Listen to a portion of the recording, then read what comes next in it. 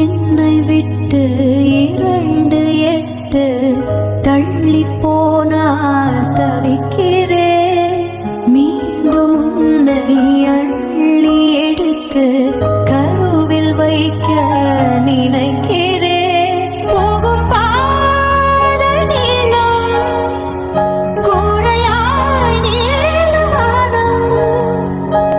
செவர் மீது கிறுக்கிடும் போது ரவிவர்மன் நீ. பசி என்றால் தாயிடம் தேடும் மானிட மர்மம் நீ. நான் கொள்ளும் கர்வம் நீ.